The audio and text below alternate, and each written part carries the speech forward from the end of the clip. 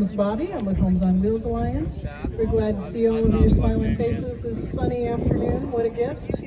We've got some good weather for us today and a full calendar of events here at the RTR. Next up on stage, you're going to learn about boondocking, how to find free camping from two pros that have been at it for a little while. And before I introduce them to you, I also want to let you know they are the most generous group. They've decided that they're even going to let the band that comes on after them continue to set up while they're doing their presentation. So, because we're singing. Because they're awesome human beings. She's singing. Right. So let me tell you about these lovely ladies. My phone went to sleep. Here we go. All right, Jana.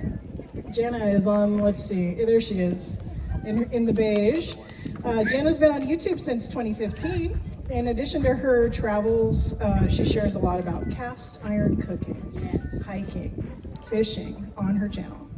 She's been on the road full time since 2018, and she travels with her dog, Sammy Joe, adorable little pup. Jana can be found on YouTube and all social media as Frugal RV Gal. Frugal Go RV check it out. Gal. Yeah. All right, and last but not least is her partner in crime. Exactly. It's a Right? true story. These two, every time I see them, they're camped together, and they bring a lot of smiles. All right, so Debra is the author of 7 books, and her 8th is coming, it's coming out really soon, May 1st. It's the 2nd in a romance fiction series about life on the road. She has been full-time since 2015 and enjoyed traveling with Bob Wells in her first year on the road. This is Debra's 2nd time speaking to us from the RTR stage, and she's also taught some online classes for HOWA. She was an extra on the set of Nomadland, which we're going to be showing on a big screen right over there in a few hours. And she says if you squint, you can see her 5 times in the film. Awesome. She's also shown in the photo for People magazine in April 2021, sitting behind Frances McDormand. So Debra, you probably know from YouTube. She's been on YouTube since 2016 and can be found on all social media, including, oh, my phone went to sleep, her website, Debra Dickinson, that's DICKINSON.com. Debra is DEBRA. Please welcome this beautiful team. Thank you. Thank you, Bobby. Oh, we just appreciate this opportunity so much, and Bobby, thank you for extending the invitation for us to be here today. We want to thank HOWA. I just got to see Sue Ann and all of the volunteers for all that you are doing. This is such a blessing, and we will share the stage with you guys as long as you be quiet. No worries. It's just that this is a little bit nerve-wracking for us, even though this is my 2nd time to speak. And so we've practiced really hard. We want to be sure that we bring you information that you can find helpful today. I will try to keep from turning my head away from the mic so that you can continue to hear me. Are we ready? We're ready. Okay. So like Bobby said, I have been on the road since 2015, Jana since 2018. That combined is 12 years experience that we're bringing you today. It was hard to condense it into 30 or 40 minutes because we're going to have questions and answers at the end. Both Jana and I have traveled solo on our own, and we travel with friends. That was not and the my speaker phone. is live. Right. Yeah, last year Debra and I traveled. We've done some boondocking, and we also traveled in the New Mexico state parks. We bought the park pass, really enjoyed that. But today we're going to talk about free camping. Yes. And also, those of you that might not know, I have a traumatic brain injury. The doctors told me that I would not see 2016, and I truly believe I own that remote deep boondocking is what saved my life. It gave me back a life. It allows me to see, yes, I am so grateful, and I really believe I owe that to boondocking. And it gave me the life that I have today to be able to be here with you guys. And, you know, I just wouldn't be here otherwise. I'm convinced of that. I also love to boondock, and of course that's what we're going to talk about today. But I also travel and travel in RV parks, like to stay in RV parks, and also state parks, national parks. So I don't just boondock, but we're going to talk about boondocking. One example I want to talk about, a couple of years ago, I did a coast-to-coast trip, and I stayed in RV parks and state parks, national parks. I went all the way from Quartzsite all the way to Tennessee, North Carolina, South Carolina, Florida, all the way back to Texas, back to California. And my friend here, Leslie, we went up to Oregon, Washington, all the way back down to California, all in 1 year. And it was a combined effort in staying in RV parks and boondocking. We did a lot of boondocking on the coast, so that's what we're going to talk about today. Absolutely. We're going to share with you our tips, tricks, and tools for free camping. But Jana has a favorite, and our friends always tease her. What is your favorite way to find free camping, Jana? I will follow you. Always, and we love that about you. I have lived in 4 rigs in 9 years, and in that full-time travel since 2015. And like Bobby said, the first person that I was blessed to travel with for my first year on the road was Bob Wells. I was in a cargo van at that time, and I lived in that cargo van. It wasn't one you could stand up in. I lived in that cargo van with my 2 senior dogs for 5 years. Since 2020, I have lived in a vintage Class C RV known as, affectionately known as Phoenix, because she was pronounced DOA by 5 professional mechanic shops, and 2 of my nomad friends resurrected her in the middle of the desert, and that was Curtis Talmadge and Randy the Mobile Traveler, and I am forever grateful to them, or I wouldn't be here today. I have spent the majority of time boondocking in both of those rigs, and today I want to tell you that one of the things that you hear is just find public land and you can go anywhere. I want to tell you that that is not true. When you look at maps and apps, for example. I know this is far away, but if you can see the color. Yeah, you might hold it up above the ribbon. But this is Quartzsite, and I know most of you can't see it, but that tan color and the blue color is all public land for camping. But you can't just go anywhere. That's a lot of land, but we're going to tell you today how to find that specific campsite. Likewise, if you look at Prescott, Arizona area, it is covered with national forest area. Look at all that green. Yeah, look at all that green. You'd think that you can go camp anywhere, but that is not true. There are tips, tricks, and tools to finding an actual campsite among all of the colored public lands that you're seeing. What I always tell everybody is have a backup plan for your backup plan, because it comes in handy. That's right. Just because it is public land doesn't mean that you can park on it. You got to remember what kind of vehicle you're driving. All vehicles can't make it to the special campsite. Absolutely. And so my van, I obviously could go more places in my van than I can my RV. Yeah, I can go more places than you can go because I have a big dually. I've got a Dodge Ram 3500 dually. She's a beast. She's got 4-wheel drive. However, she is very heavy and she's very tall. So one example of when I was in Oregon and Washington, we went down a very narrow road, and as we kept driving further and further, the canopy of the trees just started taking over. We had to stop. I was following 2 vans, and we were gonna go check out a campsite, but I had to turn around because I couldn't make it. So it does depend on your rig, and everything is a trade-off. Not only is access, getting into where you want to camp, a consideration, you've got to consider how you're going to get out. And also you might want to consider signal. I know a lot of us want to get away from the internet and we want to leave our phones behind, but you have to also be safe, so you need to know where your last signal was, even if you don't have it where you're going to camp.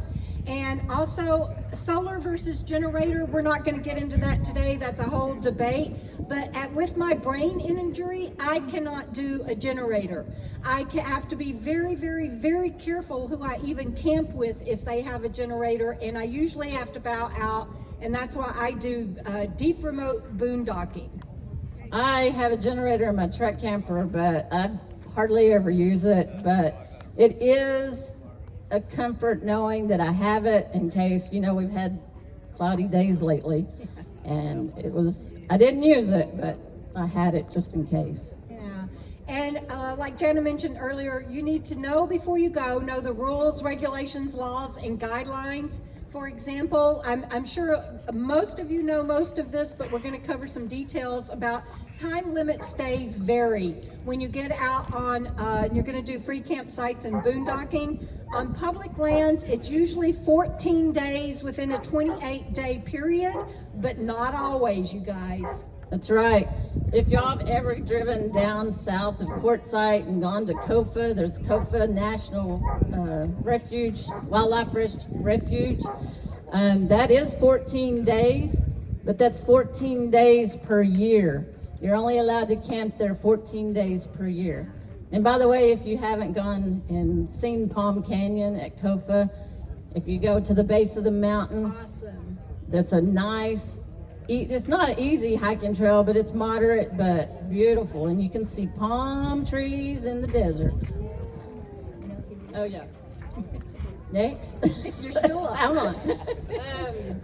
LTVA, there's also LTVAs in the area, long-term visitor area. That is not free. It comes with a fee, but that is a 7-month stay up to, which is from September 15th to April 15th. And the LTVA is considered boondocking or dispersed camping, even though it has a fee. And they have shorter time periods, which if you're already here in the area, so you're probably already aware of that. Some public lands coast to coast are as little as 3 to 5 days. So you just need to know before you go. And I know if you're a newbie that this can seem confusing or even overwhelming at times, but I promise you, if I can figure this out and I can do it with my traumatic brain injury, I believe that you can too. I can't tell you enough how much I love boondocking and dispersed camping out in the wild. All the things that we're going to cover today hopefully will help you be able to leave and do it on your own without having to be dependent, even though you can follow others if you want to. I retired early, and this lifestyle saved my life too. I was gonna die in that desk. So yeah. Jana was an IT director for a major city in Texas, and she's like, I'm out. Yeah. So let's talk about finding those free, hopefully nirvana campsites that we all want. First of all, you got to get there. And so I want to talk about route selection because I think it gets skipped over a lot. We start looking for just the campsite, but you can narrow in on that just from the get-go from looking at your route selection. Probably everybody or most of you are familiar with freecampsites.net, but what you may not know is that they have a great trip planner. You can plug in your final destination, and then from there, and it'll show you all of the free campsites along the way, are mostly free, and then you can narrow down how many miles per day you want to go based on how you're feeling or maybe your budget. It's not an iPhone app right now, but you can, even on your iPhone, save it as a URL on your screen.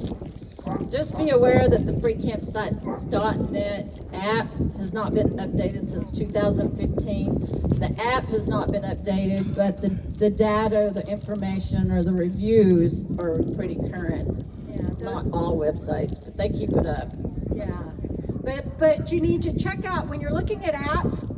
You do want to probably look at when the app itself was last updated, even though people continue to download reviews and keep and crowdsource that.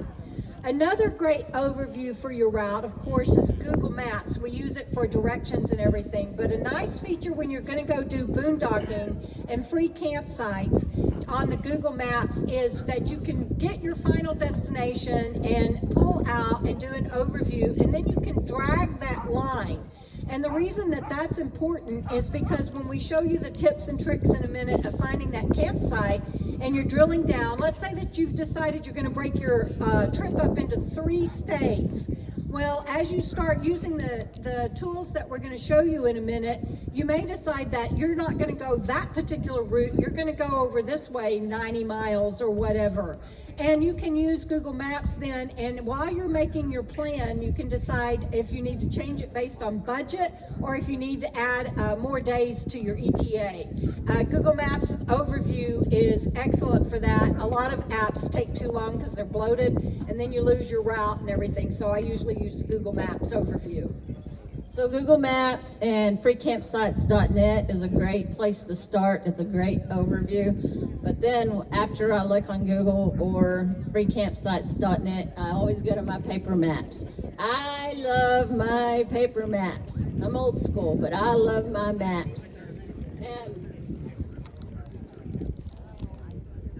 yeah, in this is a benchmark. I know y'all probably can't see this, but No, you but can on see one that there's side, writing next yeah, to on the one map. side is the map, and on the other side is a lot of small little words, and that gives you information. It shows you wildlife refuge places. It also shows you national parks, hiking trails, RV parks, campgrounds. So a lot of information in some of the paper maps that you won't find on Google. Yeah, we have found it takes both. By the end of our presentation, hopefully you can pick out what might work best for you. Another tip that I can offer is while I'm driving, I keep 3 apps open on my phone. I keep Google Maps open for directions and overview, but I also keep U.S. Public Lands open and Allstays Truck and Travel. We'll come back to discussing those more in a moment, but again, we're talking about our route selections at this time. And today we're going to close as quickly as we can. We're going to do a quick Q&A. All the links and the apps that we are covering today, we have on a handout for you. We should have plenty for everybody, of course, free of charge. And you can come pick those up. They will be over here. And we'll stick around to continue to answer questions that don't get addressed by Mike so that we can give the stage to these guys. Oh, it's still me, sorry. Before we get down to the details on finding the exact sites, there's one more thing that I think is important that we cover. Because when I was a newbie out here, for me, it took a while to learn and it wasn't discussed enough up front. And that's about definitions. And you may think that that is silly and we won't get bogged down in it. Yeah, we're gonna cover a few definitions right quickly. So when we were looking on the website about the class and everything, we saw information about this class was going to be, our presentation was going to be about boondocking and finding free campsites and dispersed camping, and so there's a lot of different names. So we're going to just share a little bit about the definition of these terms. Yeah, we'll go over them real quickly. Friends of mine and I made a video in 2021 about nomad terminology, and we're going to talk about the free camping available in each of these categories. First of all, the ones that you're here for, boondocking and dispersed camping, is usually on public lands. That includes BLM, Bureau of Land Management, which is managed by the Department of Interior. Of course, the National Forest Service, and that is managed by the Department of Agriculture. There's also for public lands, trust lands, national monument lands, National Wildlife Refuge, NRAs, National Recreation Areas, Bureau of Reclamation, and even more. Next, let's talk about dry docking. So dry docking is not boondocking or dispersed camping. It is more of areas that are being assigned. You might have a campsite that's assigned, might be in a state park, but they even have, most of the times they'll have improvements like picnic tables. So some of the examples of that would be rest areas or hip camps, city and county parks, Army of Corps of Engineers, and others. Right, and this last one is not camping, you guys. If you are guilty of this, please quit using it as camping. And that is urban docking. That is my term for it, and that includes parking lots like truck stops, retail stores, casinos, etc. Always make sure that you are doing that legally and with permission. I told you that I travel with Allstay's Truck and Travel Open because you might be getting tired and not be able to make it to that destination or that you had wanted to. And Allstay's Truck and Travel will tell you where the next rest area is, the next truck stop, casino. They tell you where the retail stores are, and even they will tell you, be sure you get permission. It is an iPhone app only, but again, for Android users, you can save the URL on your screen and access it that way and open up the map while you're driving. And the last one? I'm still on, okay. And then we have one that we thought was funny, but it is true. Sometimes you use what's called free mooch docking. And that, of course, is when you stay with family and friends, but we're not going to talk about that today. But we are going to cover finding the free camping in boondocking, dispersed camping, those are used interchangeably, dry docking, and urban camping. All of that is done on private lands, federal lands, state lands, county, and city. So you guys, free camping is not just limited to BLM or National Forest Service, which is what most of us start off knowing about. So that was selecting your route and overview of that. Now we're going to talk about the specific tools to get you to the free campsite. First, we're going to start with the non-digital tools. Going back to my paper maps. So I always start with the paper maps, start with the Rand McNally. Try to get your current, the most current version that they have, so it's all updated. This is the one I bought for my coast to coast trip, and it's a great overview basically, and then you can start getting more detailed as you go from there. This is just New Mexico, and I also like to, after the fact or as I'm driving, I highlight where I've been. That way I can, if I want to go back, I know how to get there, and highlight the places that I stayed. This is a benchmark, and this is one book for the state of Arizona. So if you visit a state and a lot of it, you may want to get that state. It's more detailed. It shows more BLM. It also shows, it's just more detailed information. As you saw, it gives you state parks and stuff like that. And then you can even get even more localized. This is National Forest maps. I like to go to the forest and boondock, and one of these is Lincoln National Forest, which I've gone to quite a bit. And I went there once with friends and wanted to go back and didn't know how to get there. So I stopped at the ranger station, bought this map, and it had all the road numbers, and actually all the forest roads were marked. So I was able to go to my favorite place in New Mexico and spend the night there. So you can even get localized maps. Yeah, and the MVU is a motorized vehicle use map. And they used to have them at the kiosk in National Forest. They don't anymore. You pretty much have to go to the Forest Ranger station and get them. They list, in that forest, they list every single Forest Service road, and they show them down to details. For my brain injury, this map is too detailed. If we open this up, it would cover probably the front of the stage. Jana loves these detailed maps. This one is actually April 2021, but the other thing I found with the MVU maps is be careful what they give you, because it's a government map, it's a paper map, and they're often very outdated, as you can imagine. So, but they are very, very useful. So that's the paper maps that I like to go and use. After that, I go to Google. Everybody goes to Google. Google's our friend. So just type in, if you go to Google, type in free camping, and it's all going to come up. You're going to see all the little icons and everything. It also shows you attractions around there. Of course, you can use it for directions. And then another feature is if you look for the satellite view, click on that, and you can start drilling down and actually see what kind of terrain is in that area. So if if it's a desert or if it's forest, so you can, you know, Google has a lot of information too. Yeah, that satellite view, if you already know where you're going, we're going to talk about getting down to this point, but if you already know where you're going on that satellite view, you can even sometimes see the exact fire ring at the campsite where you're going to go. And it'll tell you what kind of roads to expect, whether or not your rig can make it over those roads. So very, very helpful. I told you that I travel with U.S. Public Lands Open. The reason that I travel with that open is because if I'm traveling and all of a sudden I find myself in the middle of public lands, because it tells you, and it tells you who that public land is governed by, I can kind of earmark that and go, ooh, I'm coming back here, and I've got my phone open so I can check signal at the same time. And so I just love that. When you get to your free campsite, you're going to want to make sure that you're not in a checkerboard situation, and U.S. Public Lands app can help with that.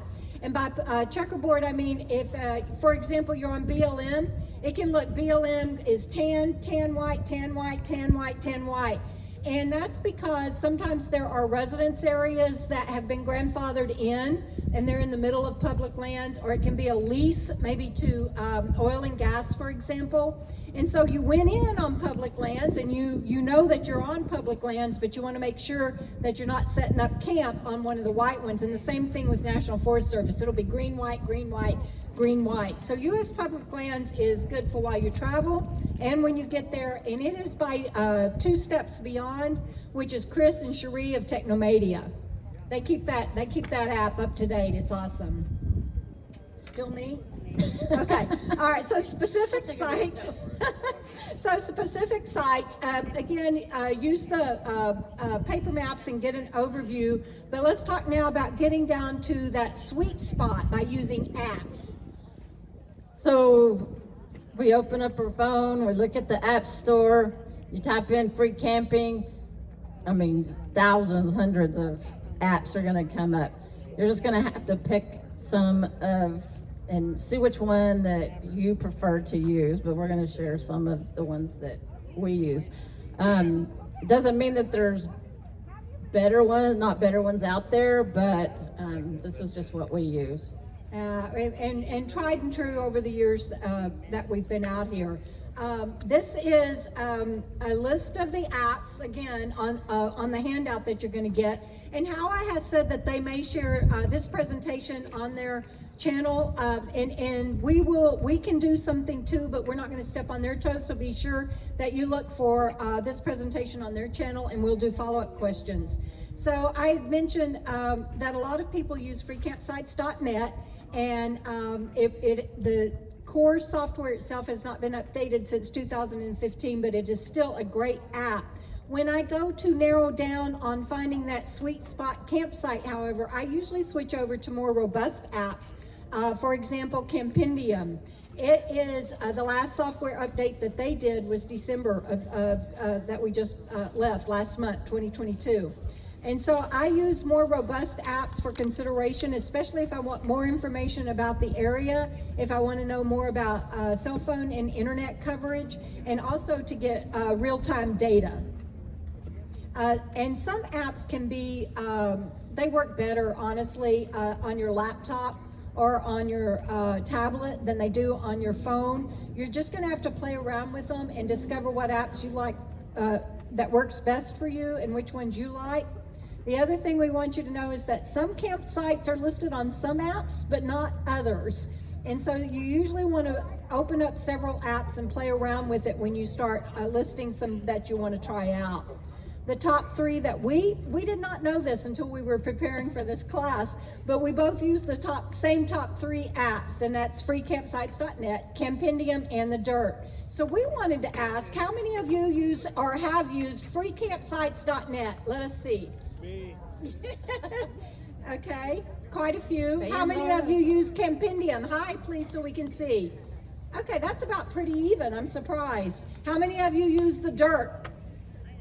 Okay, less. That's about what we expected. Thank you, guys. So we're not going to go into details on these apps. They're pretty self-explanatory.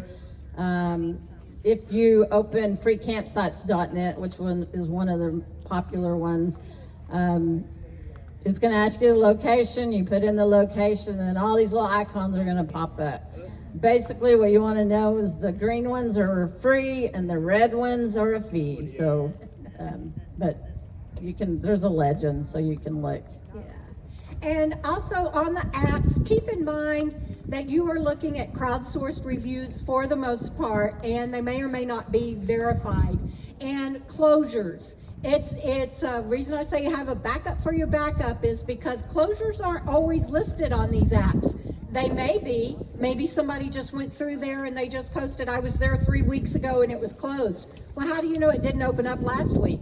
Okay, and it depends on maybe why it was closed. So closures, I have not found an app yet that is going to be a majority of the time correct about closures. That's why you've got to have more than one game plan going on when you go to find a place.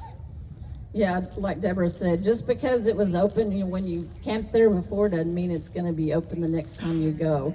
So have a backup plan. For example, I was going to take Debra in our New Mexico trip. I was going to take her to my favorite forest, road number 5. And we drove through there, or drove by there, and we had walkie-talkies. I said, look, it's closed. It was padlocked. Closed and locked. So we're suspecting because of the forest fires this summer in New Mexico. But yep, it was closed.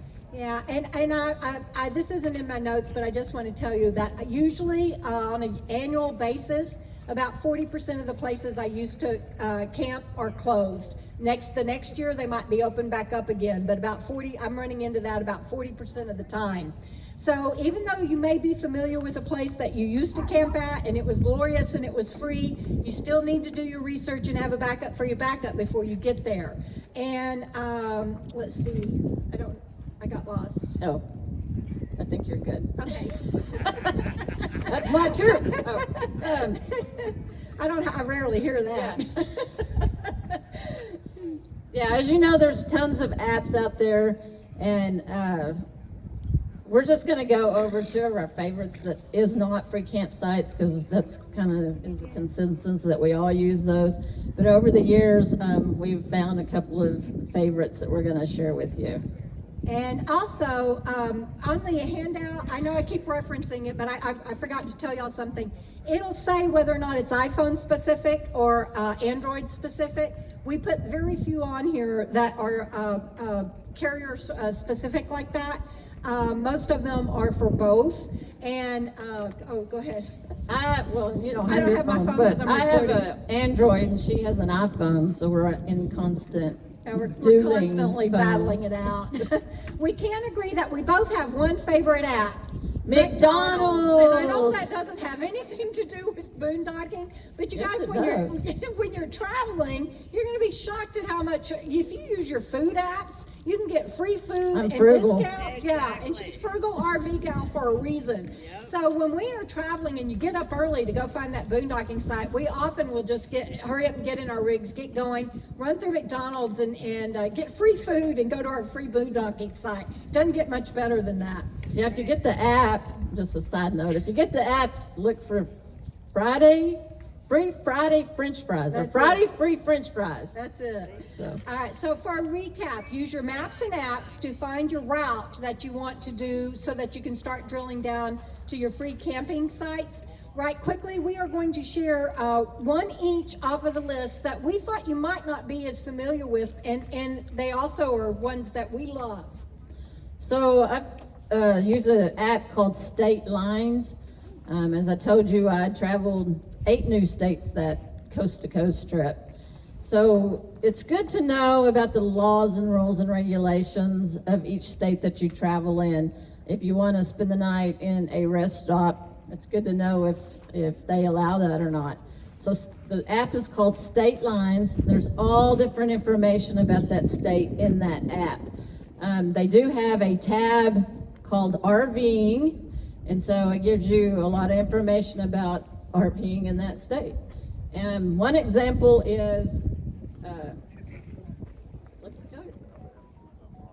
the rest areas that I mentioned. So rest area overnight rules. For example, Arizona, it shows that it's permitted. If you go to the Washington state, it will say a maximum of 8 hours. We did spend the night in a Washington rest area, and there was parking slots for 1 hour, there was parking slots for 4 hours, and there was parking slots for 8 hours. Yep. So just be aware of the laws in the states. Other examples that I found interesting as for speed limits, electric bike laws. We Yeah, had just the had that. presentation about electric bikes. Do you need to wear a helmet when you're riding your electric bike? You can find it there. Motorcycle laws, even grocery sacks, how much they cost if you go to that state, yeah. Also leash laws.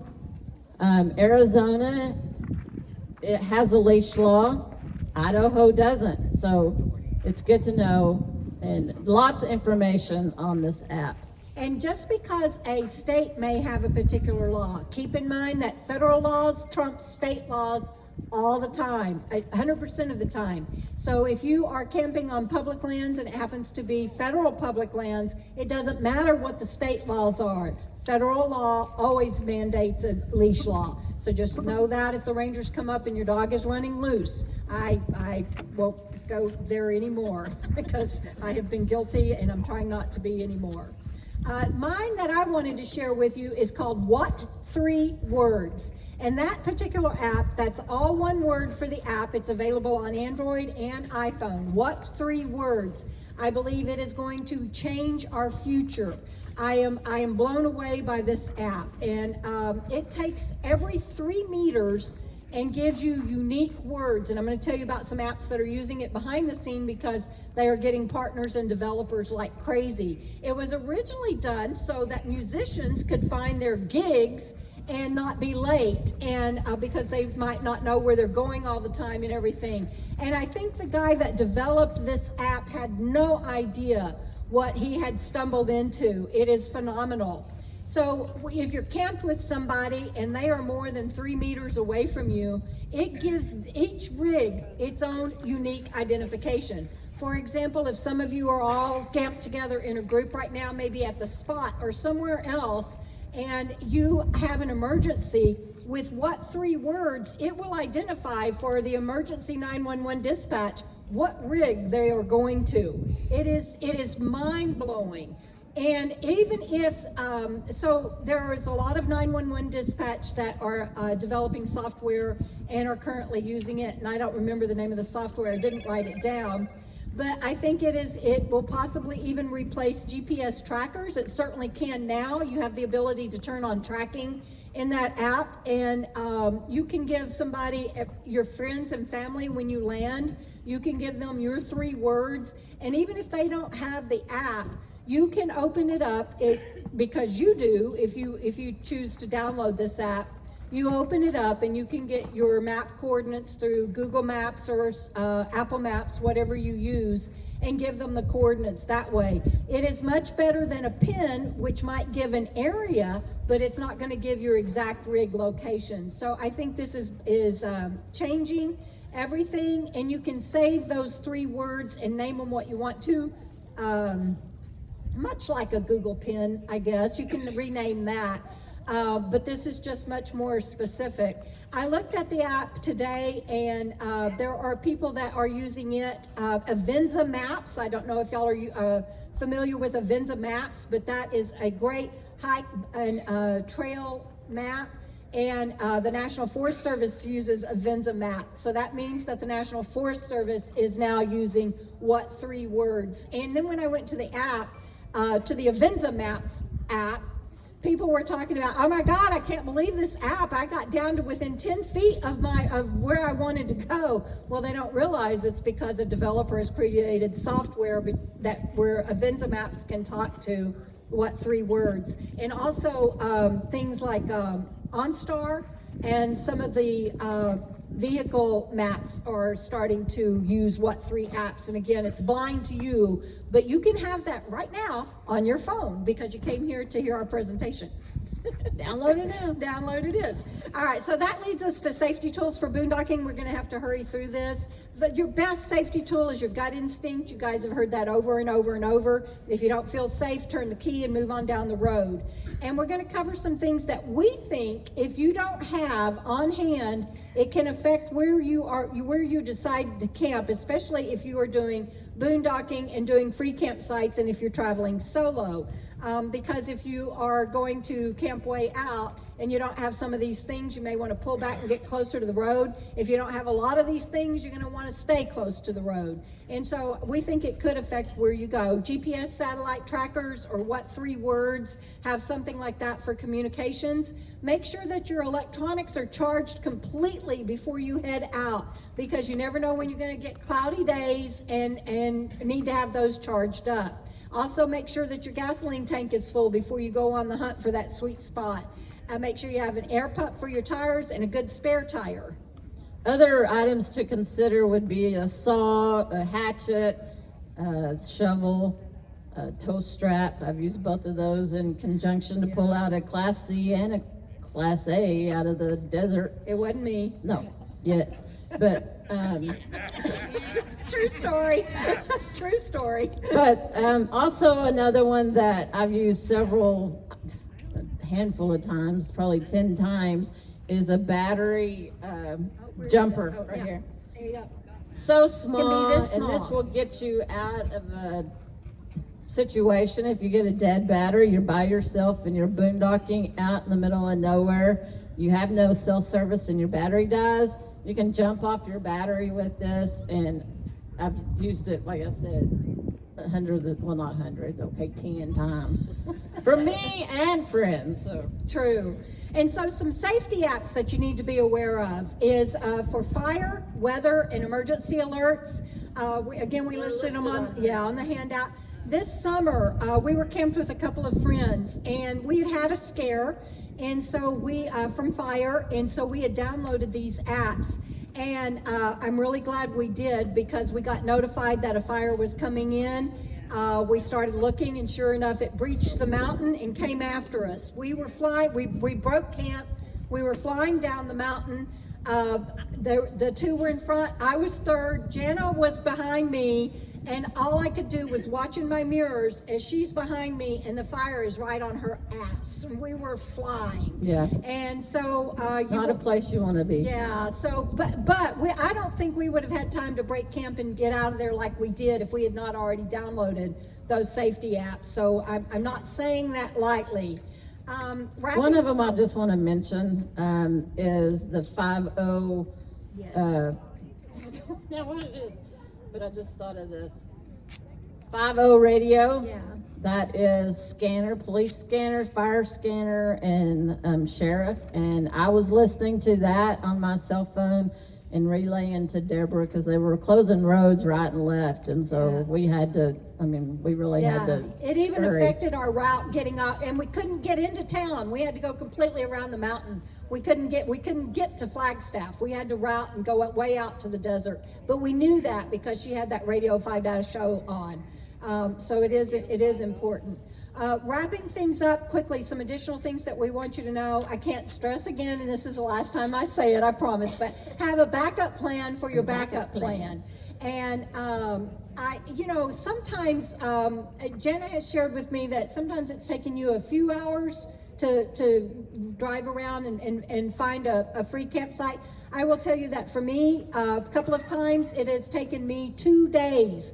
I went out one time, and the places that I was going to go to, they were either taken or closed, and so I went to my backup plan, and I went down this road, and I traveled it for a couple of hours, hunting and trying different spur roads and everything off of it. And I don't know what somebody had been smoking when they left that review and said there was camping down off that road, but there was not and had not been. I did update that review. And then my third place that I tried that day, when I got there, it was just too sketchy. I didn't feel safe.